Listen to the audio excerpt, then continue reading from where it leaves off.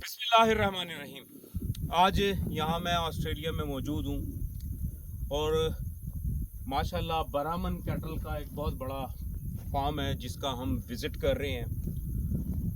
Cloud agree Pakistan के बड़े ममनून हैं राना शौकत साहब के, फिर हसन कैटल के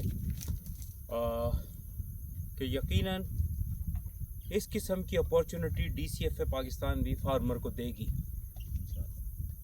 सीखने के लिए, तरबियत के लिए, और यकीनन हमें इस किस्म की फार्मिंग की ज़रूरत है।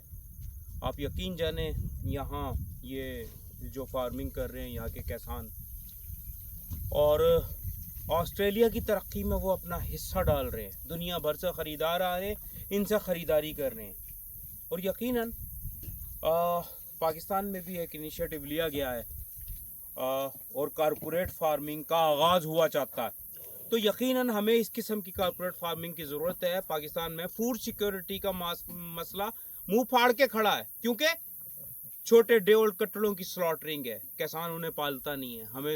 हमें अपनी डेयरी ब्रीड को भी इन्हांस करने की ज़रूरत है, हमें बीफ ब्रीड पे भी काम करने की ज़रूरत है। और इस वक्त जुनून बरामन कैटल उरूज पे है अपने पाकिस्तान में। तो यकीनन हम अपने किसान को अपॉर्चुनिटी फराम करेंगे, इस किस्म के फार्म्स विजिट कराएंगे ताकि वो सीखें, आगे बढ़ें। और बहुत जल्द एक प्रोग्राम अनाउंस करने जा रहे हैं, उसमें क्लाउड एग्री पाकिस्तान हमारे साथ होगा, हसन कैटल हमारे साथ होगा इंशाल्लाह ताला, और हम अपने किसानों को बहुत जल्द लेके ऑस्ट्रेलिया दोबारा आएंगे इंशाल्लाह। जज़ाकल्लाह खैर। Thank you. Thank you very much.